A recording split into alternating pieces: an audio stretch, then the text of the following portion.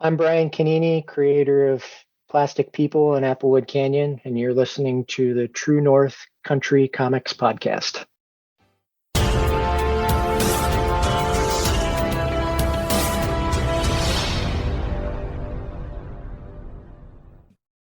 Welcome to the True North Country Comics Podcast, dedicated to promote Canadian comic book and graphic novel creators and supporters. I'm John Swinimer. If you want to drop me a line, you can contact me at john@truenorthcountrycomics.com. On this episode, I chat with Brian Canini about Plastic People and Applewood Canyon and more at the 2022 Toronto Comic Arts Festival. This podcast is available on Apple Podcasts and Google Podcasts. It's also available on the True North Country Comics channel on YouTube. I invite you to like and subscribe. Born and raised in Columbus, Ohio, Brian has been cartooning and creating stories ever since he took hold of his first crayon. Through his efforts in self-publishing, he has created the award-winning autobiographic novels Fear of Flying and The Big Year, the critically acclaimed crime comic Ruffians, and is one half of the team duo that produces the award-winning webcomic Drunken Cat. His most recent efforts include Plastic People and Applewood Canyon. The storyline for Plastic People goes like this. Come to Los Angeles, where everyone is safe, happy, and beautiful. In the future, LA has put into law that everyone must undergo plastic surgery to look the same. The city is now full of two types of people, male and female. What could possibly go wrong? Applewood Canyon is described as a satire about your typical all-American suburb and its all-Americana goodness. And so, without further ado, here's my chat with Brian Canini about Plastic People and Applewood Canyon and more at the 2022 Toronto Comic Arts Festival. So, Brian Canini, thank you very much for taking time to chat with me. Well, thank you for having me. I appreciate your time. Before we get started with the interview, though, I want to ask you, what was the first comic book that you read? That is tricky to say, but if I had to take an educated guess, it would probably be Teenage Mutant Ninja Turtle Adventures that Archie Comics put out back in the late 80s, early 90s. I'm a child of the 80s, so Ninja Turtles was my gateway into comics. Absolutely, yeah. Lots of folks got inspired by that one, that's for sure. Lots of good stuff. So with that in mind, I'm wondering who or what inspires you to create today? Oh, goodness.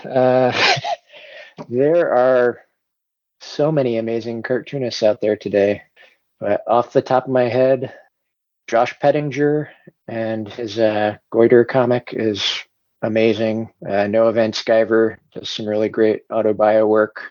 Obviously, Chris Ware, and I'm going to forget so many people. Karen Katz. Yeah, I don't mean to put you on the spot. Yeah, no. It's lots of folks. Yeah, there are a ton of folks. Caroline Cash does some pretty awesome work. She's based out of Chicago, as does Alex Knoll. I've got so many people inspiring me these days. It's ridiculous. That's good. That's good that you get inspiration. That's fantastic. Well, let's talk about the Toronto Comic Arts Festival, where you'll be an exhibitor this year. And before we get right into it, I want to ask you if you have any favorite convention moments from the past. Favorite convention moments? Well, let's see here. I think one of my most favorite moments actually happened in 2019 at San Diego Comic-Con. I run a free comics newspaper here in Columbus called the Columbus Scribbler. And it was actually nominated for an Eisner that year. Oh, congrats. So I got to go out to Comic-Con. Nice. And I got the cool, I don't know, guest pass or whatever it's.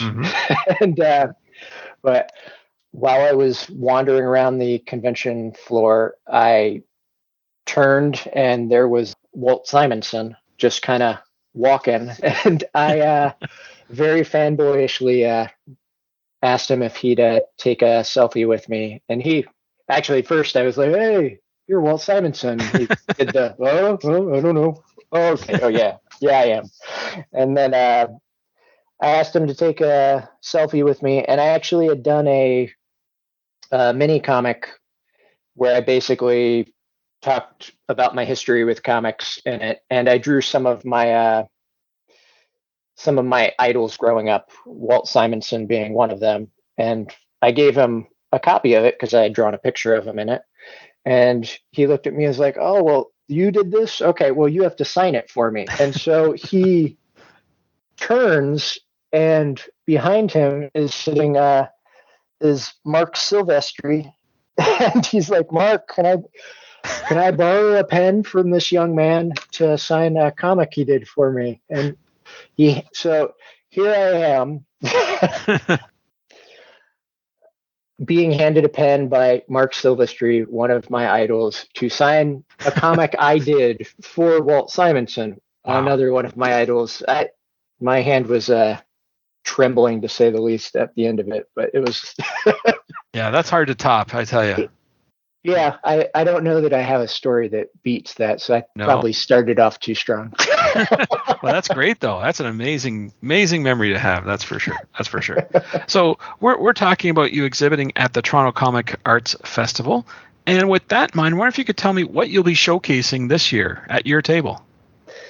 I should have a whole bunch of new stuff, as I'm sure most people do because of the pandemic years. But I just came out with a few new issues of my ongoing sci-fi series called Plastic People, which is about a future LA where plastic surgery is mandatory. So they're basically everyone looks the same. They look like a male or a female, and then a serial killer shows up and starts running amok, and the main characters kind of have to figure out what's going on and how you solve that crime. I also just came out with a new issue of my autobio series, Glimpses of Life. It's basically a collection of diary comics about when my son was born last year.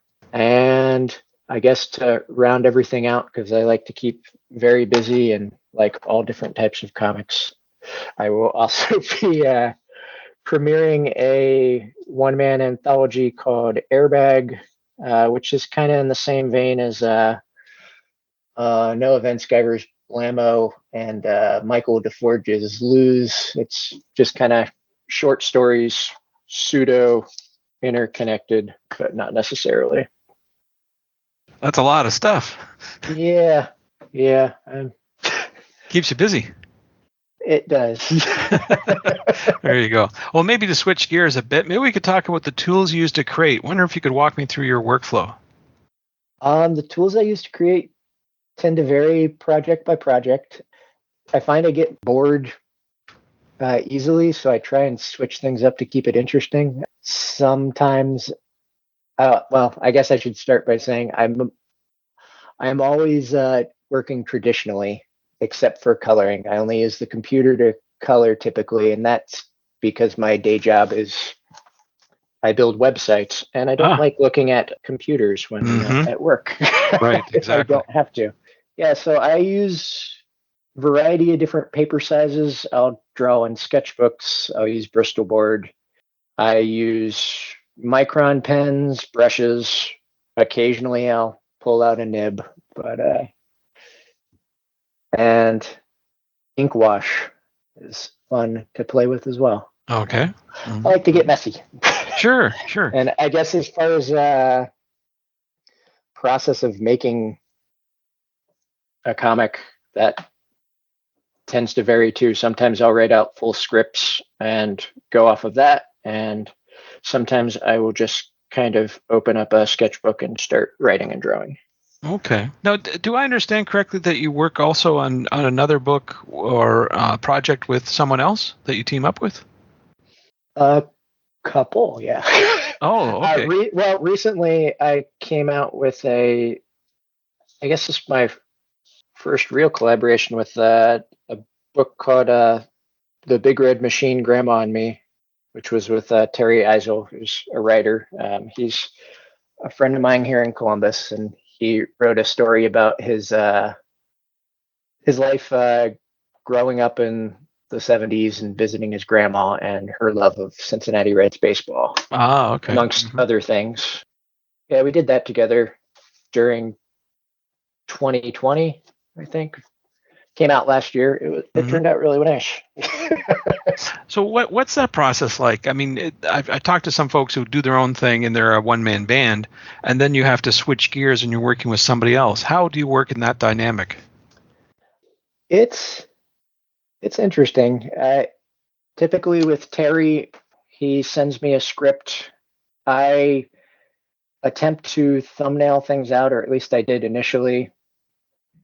And then once he's okay with what the page sort of looks like in my chicken scratchy thumbnails, I kind of go to town on the page. That particular book, I was fortunate in that he wanted it hand lettered, so I was able to make a lot more choices and not have to save space for computer lettering. It makes things a little easier as far as how you lay things out. Sure, absolutely. Now, you've talked about a few books that you'll have at TCAP, but I'm wondering, do you have anything coming down the road that you can talk about, any future projects?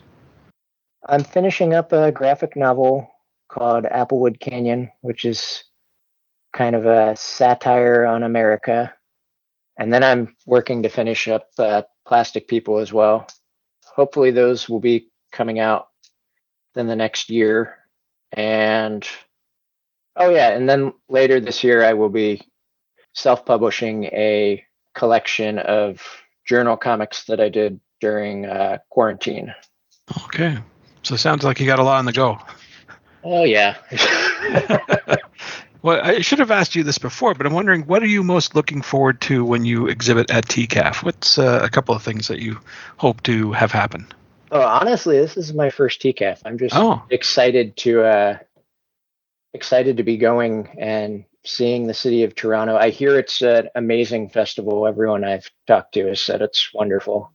So I'm just really excited to be here. I got into the festival in 2020, and then that shenanigans happened. And right. I've kind of been biding my time because I wanted to actually, see the festival. Sure, absolutely. Yeah, it's a great opportunity to meet with folks and network, and hopefully get a chance to get around and talk to others. Certainly that's what the evenings are all about. But right. Sometimes you're just a constant flow of people coming in there just curious about comics and new artists. And I tell you, it's going to be something, that's for sure. Do you have any plans to attend any other festivals or conventions later on this year? This year, I'll be attending Space, the Small Press Alternative Comics Expo, next weekend here in Columbus. And then I will be doing Cartoon Crossroads Columbus I believe it's in October this year, which is also here in Columbus. What's the Columbus cartoonist scene like there? What's the artistic sort of network like? It's actually really great. Columbus is kind of booming when it comes to comics. We've got two major conventions. We have the Billy Ireland Museum, which is the world's largest collection of comics. Ohio State and CCAD both have comics programs. As far as the city itself, it's filled to the gills with cartoonists all doing their own unique thing. I can't speak more highly of all the talent we have out here. I get to see it on a regular basis running the comics newspaper. So it's pretty awesome. Yeah, that's pretty encouraging, that's for sure. Well, with all the activities you have in the go with new projects and different conventions, do you have a website where you recommend people go to find out more about your current and your future work? You can go to my website's briancanini.com. It's BrianCanini. I also have an Instagram, which is Brian Canini. Those are probably the easiest places to go to check out stuff. Great. Well, Brian, those are all the questions I have for you, but I'm wondering, is there something I didn't ask that you'd like to get across in this interview?